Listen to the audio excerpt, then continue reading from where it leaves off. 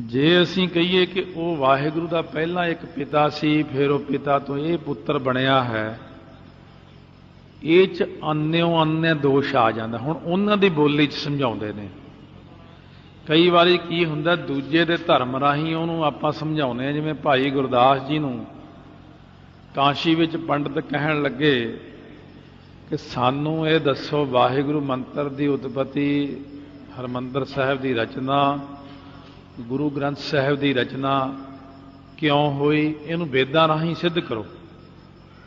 जे असीं उन्हां दे राही सिद्ध नहीं करते तो उन्हां नूं समझ नहीं पैंदी।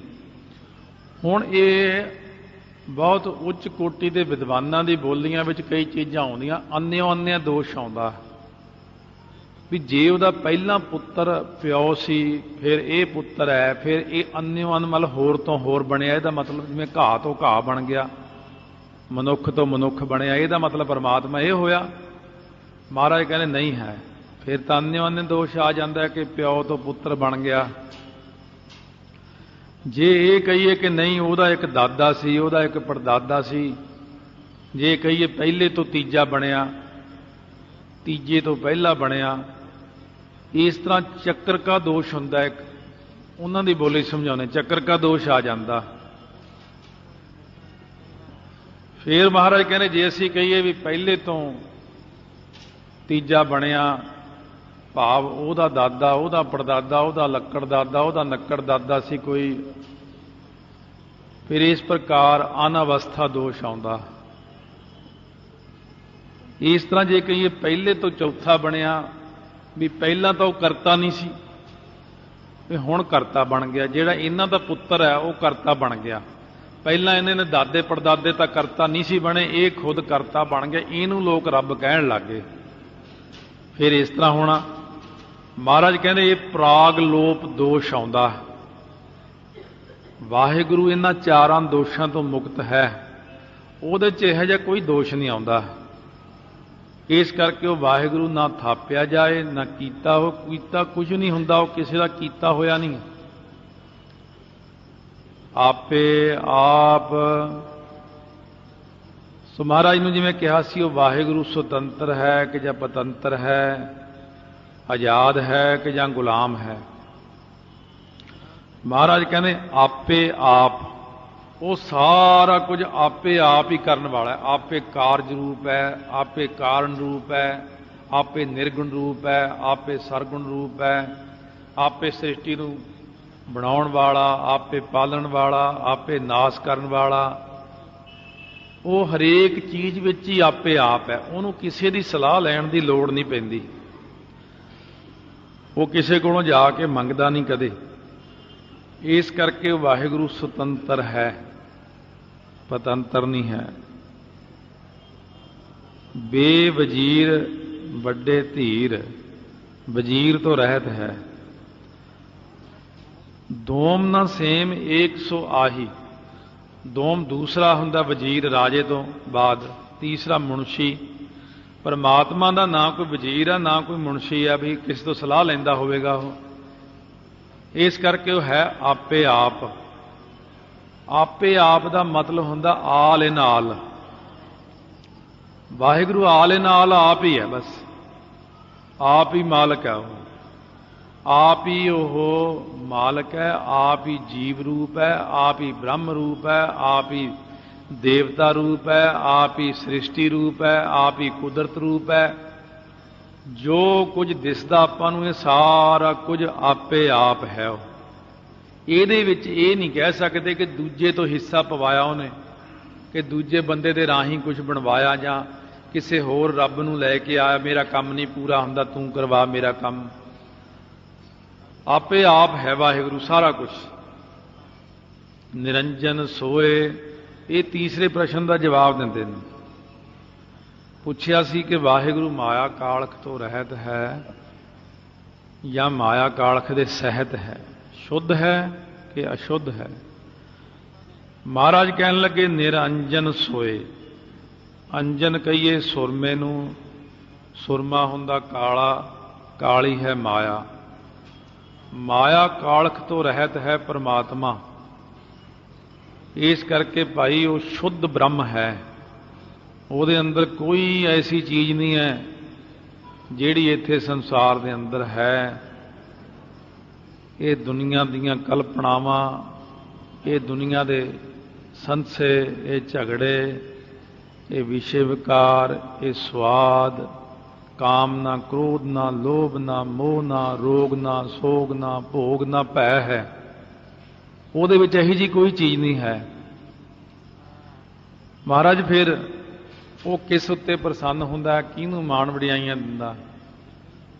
ਮਹਾਰਾਜ ਕਹਿੰਦੇ ਜੇ ਉਹ ਵਿਹਲੇ ਬੈਠੇ ਰਹੋ ਫਿਰ ਉਹ ਮਾਣ ਵਡਿਆਈਆਂ ਦਿੰਦਾ। ਵੀ ਰੋਟੀ ਖਾਈ ਗਏ, ਪੁੱਠੇ ਲਟਕ ਲਏ, ਭੁੱਖੇ ਵਰਤ ਰੱਖ ਲਏ, ਕਦੇ ਨਹਾ ਲਏ, ਕਦੇ ਨਾ ਨਹਾਤੇ, ਕਦੇ ਪਾਣੀ 'ਚ ਖੜ ਗਏ, ਉਹਨੂੰ ਇਹਨਾਂ ਚੀਜ਼ਾਂ ਤੁਹਾਡੀਆਂ ਨਾਲ ਕੋਈ ਮਤਲਬ ਨਹੀਂ। ਉਹ ਤਾਂ ਉਹਦੇ ਉੱਤੇ ਹੀ ਕਿਰਪਾ ਕਰਦਾ, ਜਿਨ ਸੇਵਿਆ ਤਿਨ ਪਾਇਆ ਮਾਨ।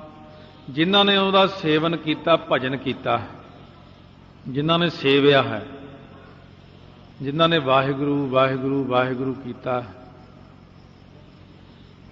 ਜਿਨ੍ਹਾਂ ਨੇ ਆਪਣੇ ਸਰੀਰ ਉੱਤੇ ਇਹ ਕਸ਼ਟ ਸਹਾਰਿਆ, ਰਾਤ ਦਿਨ ਇੱਕ ਕਰਤਾ ਵਾਹਿਗੁਰੂ ਵਾਹਿਗੁਰੂ ਕਰਦੇ,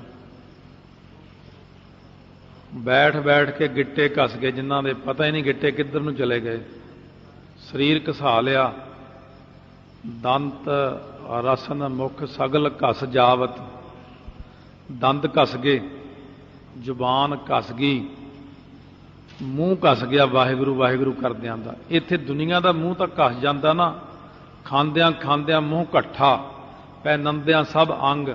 ਦੁਨੀਆ ਦਾ ਤਾਂ ਮੂੰਹ ਖਾਂਦੇ ਹੀ ਘਸ ਜਾਂਦਾ, ਬੱਕਰੀ ਵਾਂਗੂ ਖਾਂਦੇ ਰਹਿੰਦੇ ਲੋਕ, ਕੱਪੜੇ ਪਾ ਪਾ ਕੇ ਸਰੀਰ ਘਸਾ ਲੈਂਦੇ ਨੇ, ਪਰ ਰੱਬ ਦੇ ਪਿਆਰੇ ਮੂੰਹ ਘਸਾ ਲੈਂਦੇ ਨੇ ਕਹਿ ਕਹਿ ਕੇ ਸਤਿਨਾਮ ਸ੍ਰੀ ਵਾਹਿਗੁਰੂ ਸਾਹਿਬ ਜੀਓ, ਸਤਿਨਾਮ ਸ੍ਰੀ ਵਾਹਿਗੁਰੂ ਸਾਹਿਬ ਜੀ, ਸਤਿਨਾਮ ਸ੍ਰੀ ਵਾਹਿਗੁਰੂ ਸਾਹਿਬ ਜੀ, ਸਤਿਨਾਮ ਸ੍ਰੀ ਵਾਹਿਗੁਰੂ, ਸਤਿਨਾਮ ਸ੍ਰੀ ਵਾਹਿਗੁਰੂ ਸਾਹਿਬ।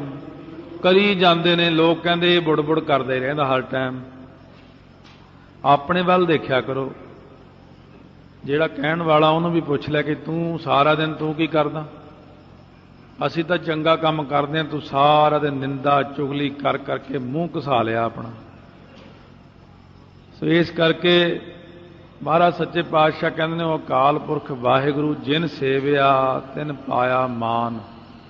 ਜਿਨ੍ਹਾਂ ਨੇ ਉਹਦੀ ਸੇਵਾ ਕੀਤੀ ਹੈ, ਉਹਨਾਂ ਨੇ ਹੀ ਮਾਣ ਆਦਰ ਸਤਿਕਾਰ ਉਹਦੇ ਦਰ ਤੋਂ ਪ੍ਰਾਪਤ ਕੀਤਾ। ਸੱਚਾ ਮਾਣ, ਸੱਚਾ ਆਦਰ, ਭਗਤੀ ਦਾ ਸਿਰੋਂ ਪਾਓ। ਇਸ ਕਰਕੇ ਨਾਨਕ ਗਾਵੀਐ ਗੁਣੀ ਨਿਧਾਨ।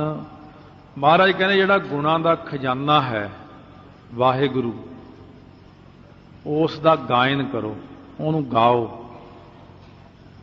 ਕੀਰਤਨ ਗਾਓ, ਉਹਦੇ ਗੁਣਾਂ ਨੂੰ ਗਾਓ, ਮੂਲ ਮੰਤਰ ਨਾਲ ਗਾਓ, ਵਾਹਿਗੁਰੂ ਮੰਤਰ ਗਾਓ, ਗੁਰਬਾਣੀ ਗਾਓ।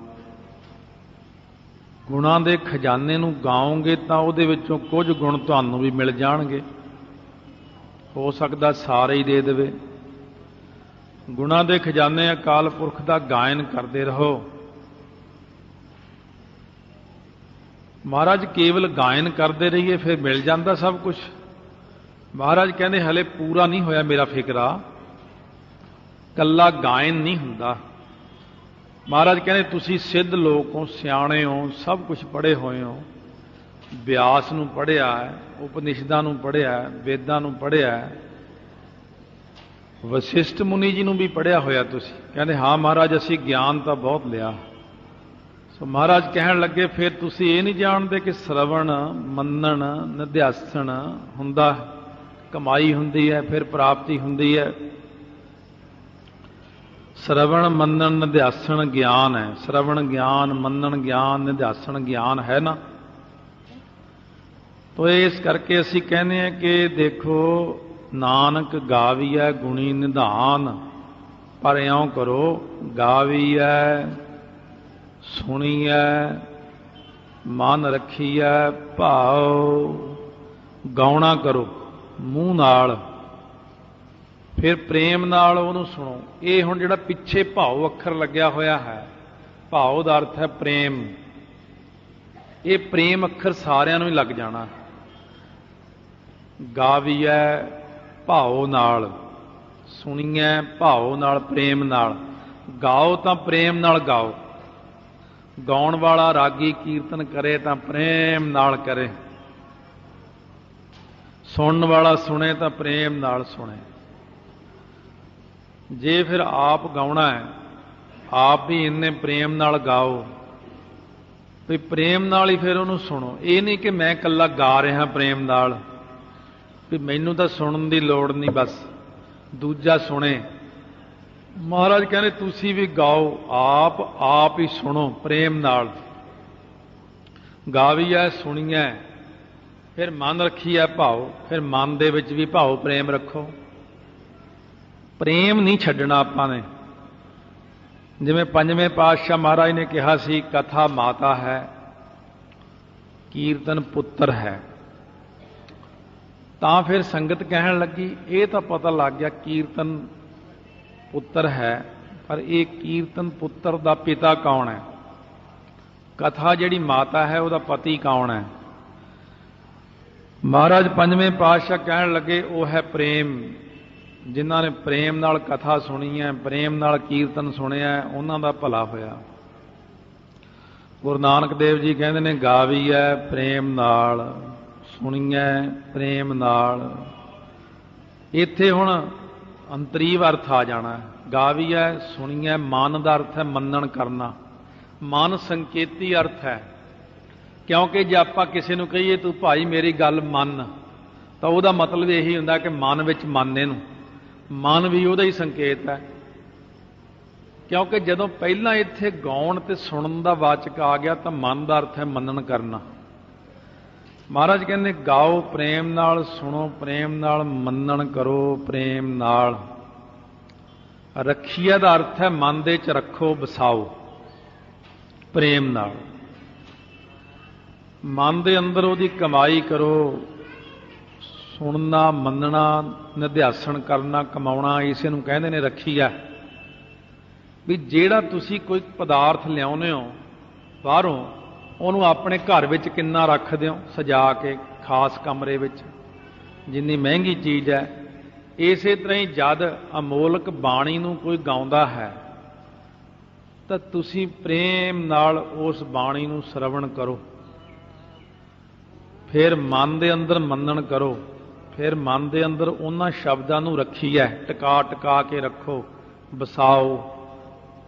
ਫਿਰ ਹੋਵੇਗਾ ਭਾਉ। ਭਾਉ ਦਾ ਅਰਥ ਹੈ ਪ੍ਰਕਾਸ਼।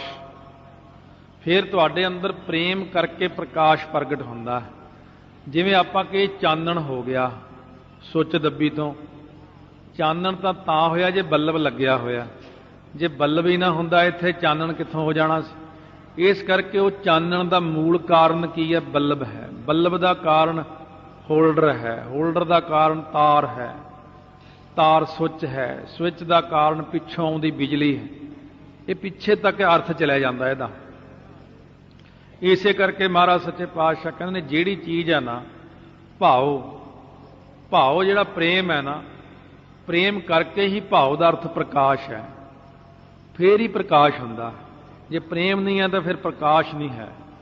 ਇਸ ਕਰਕੇ ਗੁਰੂ ਨਾਨਕ ਦੇਵ ਜੀ ਕਹਿਣ ਲੱਗੇ ਇਹ ਸਾਰੀ ਕਿਰਿਆ ਨੂੰ ਇਸੇ ਪ੍ਰਕਾਰ ਕਮਾਓ।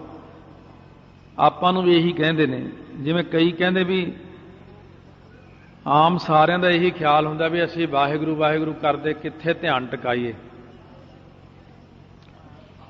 ਨਵੇਂ ਜਗਿਆਸੂ ਨੂੰ ਠੀਕ ਆ ਆਪਾਂ ਲਾ ਕੇ ਛੇਤੀ ਕੰਟਰੋਲ ਕਰ ਲੈਂਦੇ ਹਾਂ ਉਹਨੂੰ ਕਿ ਤੂੰ ਤ੍ਰਿਕੁਟੀ 'ਚ ਧਿਆਨ ਟਿਕਾ, ਤੂੰ ਆਗਿਆ ਚੱਕਰ 'ਚ ਟਿਕਾ, ਤੂੰ ਹਿਰਦੇ ਧਿਆਨ ਟਿਕਾ, ਤੂੰ ਧੁੰਨੀ 'ਚ ਟਿਕਾ, ਤੂੰ ਇੱਥੇ ਟਿਕਾ, ਤੂੰ ਉੱਥੇ ਟਿਕਾ। ਪਰ ਗੁਰੂ ਨਾਨਕ ਦੇਵ ਜੀ ਦਾ ਸਿਧਾਂਤ ਜਿਹੜਾ ਨਾ ਉਹ ਹੈਗਾ ਗਾਵੀਐ ਸੁਣੀਐ ਮਨ ਰੱਖੀਐ ਭਾਉ। ਮਹਾਰਾਜ ਕਹਿੰਦੇ ਨੇ ਸੌਖਾ ਤਰੀਕਾ ਹੈ, ਕਿਤੇ ਧਿਆਨ ਟਿਕਾਉਣ ਦੀ ਲੋੜ ਨਹੀਂ ਹੈ। ਇਹ ਸਭ ਤੋਂ ਸੌਖਾ ਤਰੀਕਾ ਹੈ। ਧਿਆਨ ਨੇ ਖੁਦ ਹੀ ਟਿਕਣਾ ਹੈ। ਸਾਰਾ ਕੰਪਿਊਟਰ ਸਿਸਟਮ ਹੈ ਇਹ ਨਾਮ ਦੇ ਵਿੱਚ। ਆਹ ਇੱਥੇ ਦੁਨੀਆ 'ਚ ਤਾਂ ਹੁਣ ਕੰਪਿਊਟਰ ਆਇਆ, ਨਾਮ ਵਿੱਚ ਆਪਣੇ ਆਪ ਹੀ ਕੰਪਿਊਟਰ ਸਿਸਟਮ ਚੱਲਦਾ। ਸਿੱਖ ਦਾ ਕੰਮ ਹੈ ਸਿਰਫ ਮੂੰਹ ਨਾਲ ਵਾਹਿਗੁਰੂ ਕਹਿਣਾ, ਕੰਨਾਂ ਦੇ ਨਾਲ ਸੁਣਨਾ, ਮਨ ਵਿੱਚ ਪ੍ਰੇਮ ਰੱਖਣਾ। ਗੁਰਬਾਣੀ ਨੂੰ ਪੜ੍ਹਨਾ, ਗੁਰਬਾਣੀ ਨੂੰ ਕੰਨਾਂ ਨਾਲ ਸੁਣਨਾ, ਮਨ ਦੇ ਅੰਦਰ ਪ੍ਰੇਮ ਰੱਖਣਾ। ਇਹ ਕਿਹੜਾ ਗਾਵੀਐ ਸੁਣੀਐ ਮਨ ਰੱਖੀਐ ਭਾਉ। ਜਦੋਂ ਬਾਣੀ ਨੂੰ ਗਾਓ, ਪੜ੍ਹੋ, ਸੁਣੋ ਤਾਂ ਮਨ ਵਿੱਚ ਇਹ ਪ੍ਰੇਮ ਰੱਖੋ ਕਿ ਗੁਰੂ ਨਾਨਕ ਦੇਵ ਜੀ ਮੇਰੇ ਕੋਲ ਬੈਠੇ ਸੁਣ ਰਹੇ ਨੇ ਜਪਜੀ ਸਾਹਿਬ। ਹੁਣ ਗੁਰੂ ਅਰਜਨ ਦੇਵ ਜੀ ਸੁਣ ਰਹੇ ਨੇ ਸੁਖਮਨੀ ਸਾਹਿਬ ਦਾ ਪਾਠ। ਹੁਣ ਜਾਪ ਸਾਹਿਬ 10ਵੇਂ ਪਾਤਸ਼ਾਹ ਸੁਣ ਰਹੇ ਨੇ। ਜਾਂ ਇਹ ਭਾਵ ਹੋਵੇ ਮਨ ਦੇ ਅੰਦਰ, ਭਾਵਨਾ ਹੋਵੇ, ਪ੍ਰੇਮ ਹੋਵੇ ਕਿ ਮਹਾਰਾਜ ਦੀ ਗੋਦ ਵਿੱਚ ਬੈਠਾ ਹਾਂ ਮੈਂ। ਬੈਠੇ ਤਾਂ ਆਪਾਂ ਬ੍ਰਹਮ ਦੀ ਗੋਦ ਵਿੱਚ ਹੀ ਆ ਸਾਰੇ। ਜਾਂ ਇਹ ਭਾਵਨਾ ਹੋਵੇ ਕਿ ਗੁਰਬਾਣੀ ਜਿਹੜੀ ਹੈ ਬਾਣੀ ਗੁਰੂ, ਗੁਰੂ ਹੈ ਬਾਣੀ। ਇਸ ਤਰ੍ਹਾਂ ਦੀ ਭਾਵਨਾ ਕਰਕੇ ਗਾਓ, ਕੋਲ ਜਾਣੋ ਮਹਾਰਾਜ ਨੂੰ ਕਿ ਸੱਚੇ ਪਾਤਸ਼ਾਹ ਸੁਣਦੇ ਹਨ।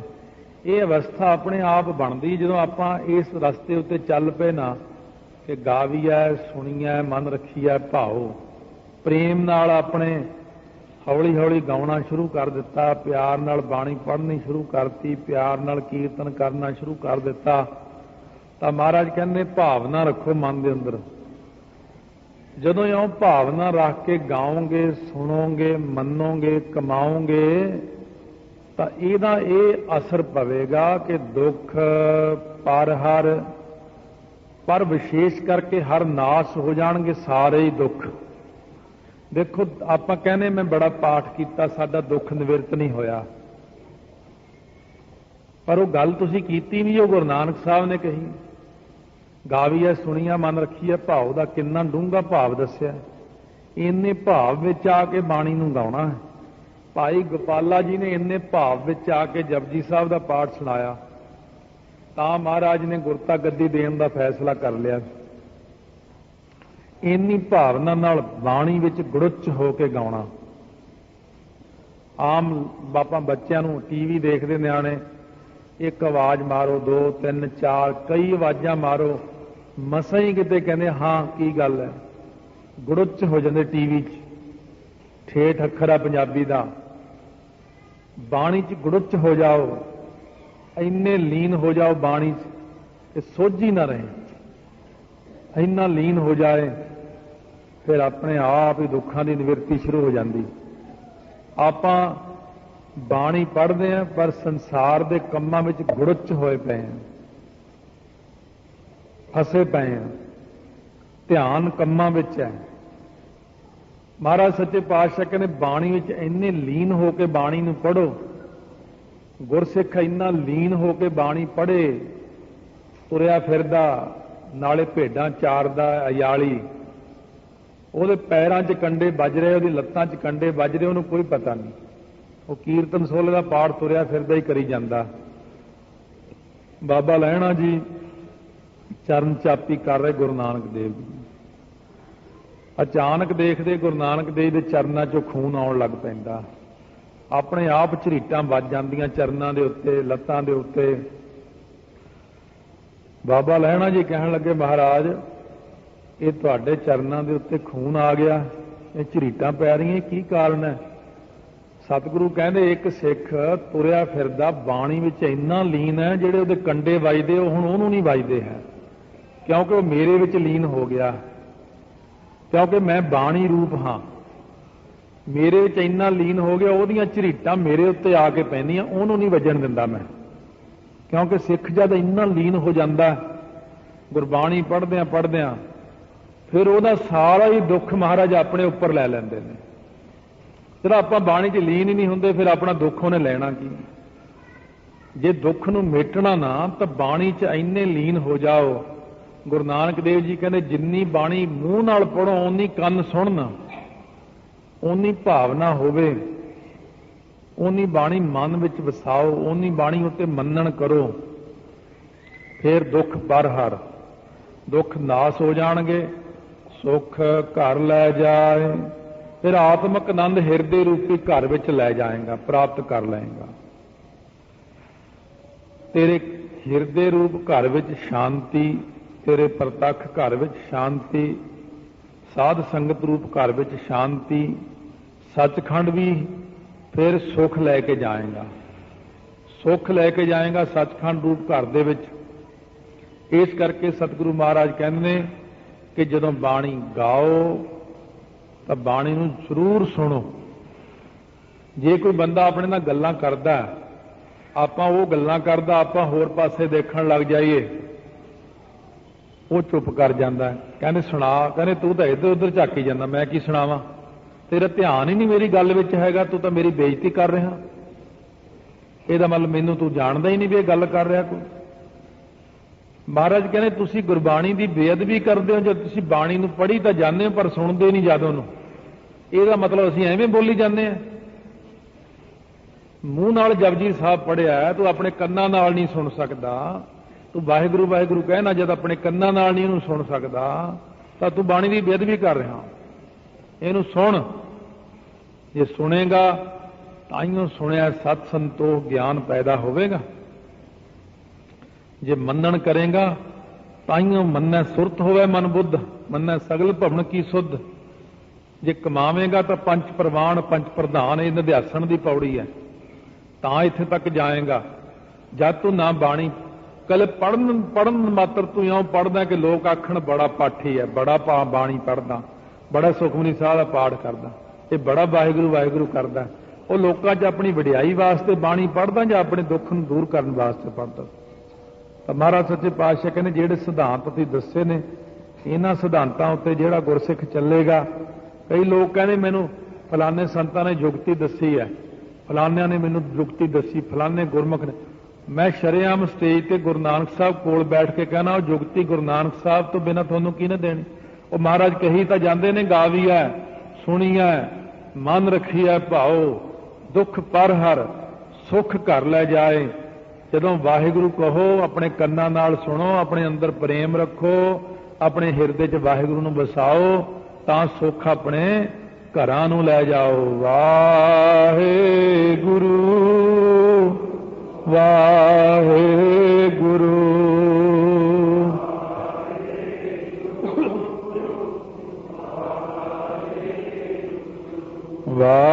वाहिगुरू वाहिगुरू।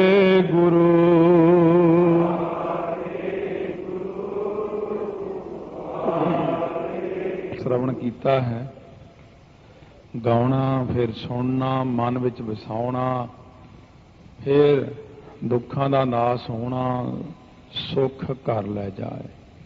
फिर हिरदे रूप घर सुख है, घर विच सुख है, परलोक विच सुख है, हर जगह ते सुख है। तो महाराज गावी है जिहड़ा आपने कहा है, ये गावी है की होया, की गाइए।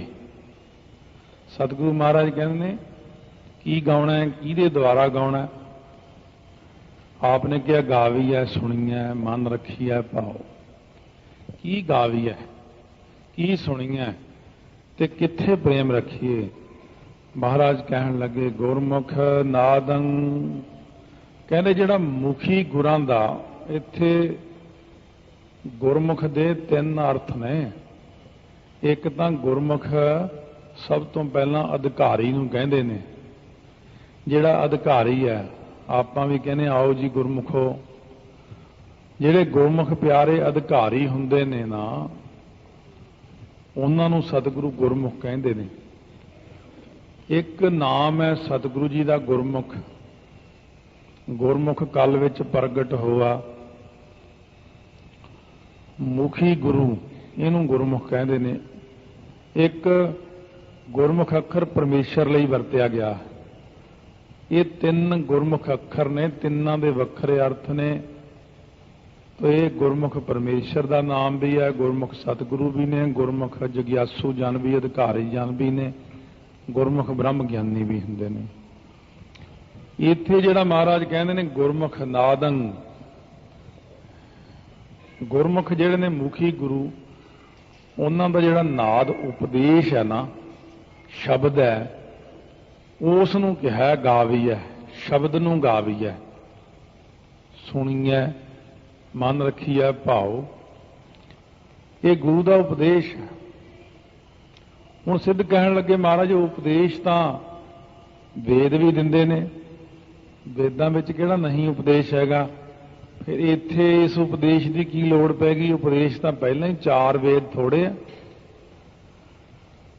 ਮਹਾਰਾਜ ਸੱਚੇ ਪਾਤਸ਼ਾਹ ਕਹਿਣ ਲੱਗੇ ਗੁਰਮੁਖ ਵੇਦੰ, ਜਿਹੜਾ ਮੁਖੀ ਅਕਾਲ ਪੁਰਖ ਵਾਹਿਗੁਰੂ ਗੁਰਮੁਖ ਹੈ ਨਾ, ਉਹੀ ਮੇਰਾ ਸਤਿਗੁਰੂ ਹੈ।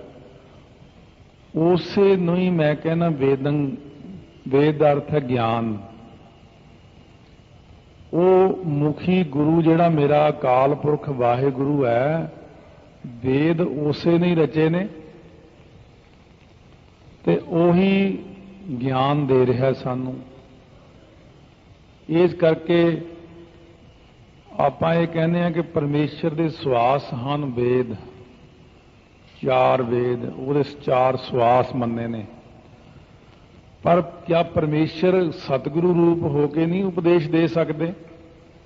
ਪਰਮੇਸ਼ਰ ਹੀ ਸਤਿਗੁਰੂ ਰੂਪ ਹੋ ਕੇ ਉਪਦੇਸ਼ ਦਿੰਦੇ ਨੇ। ਗੁਰਮੁਖ ਵੇਦੰ, ਸਤਿਗੁਰੂ ਹੀ ਵੇਦ ਨੂੰ ਬਣਾਉਣ ਵਾਲੇ ਨੇ ਤੇ ਸਤਿਗੁਰੂ ਹੀ ਉਪਦੇਸ਼ ਕਰਦੇ ਨੇ। ਅਕਾਲ ਪੁਰਖ ਵਾਹਿਗੁਰੂ, ਉਹਨਾਂ ਦਾ ਹੀ ਉਪਦੇਸ਼ ਹੈ ਗੁਰਬਾਣੀ। ਤੇ ਮਹਾਰਾਜ ਜਦੋਂ ਵੇਦ ਹੈਗੇ ਨੇ, ਫਿਰ ਬਾਕੀ ਦੇ ਉਪਦੇਸ਼ ਦੀ ਕੀ ਲੋੜ ਪੈ ਗਈ? ਤੇ ਜਦੋਂ ਸਤਿਗੁਰੂ ਮਹਾਰਾਜ ਨੂੰ ਆਪ ਕਹਿੰਦੇ ਹੋ ਕਿ ਵੇਦ ਹੈ, ਇਹ ਈਸ਼ਰ ਨੇ ਵੇਦ ਰਚੇ ਹਨ, ਤਾਂ ਫਿਰ ਉਹਨਾਂ ਨੂੰ ਕੀ ਲੋੜ ਪਈ ਹੈ ਉਪਦੇਸ਼ ਕਰਨ ਦੀ? ਮਹਾਰਾਜ ਕਹਿੰਦੇ ਗੁਰਮੁਖ ਰਹਿਆ ਸਮਾਈ, ਕਹਿੰਦੇ ਉਹ ਜਿਹੜਾ ਪਰਮੇਸ਼ਰ ਹੈ ਉਹ ਸਰਬ ਵਿਆਪਕ ਹੈ।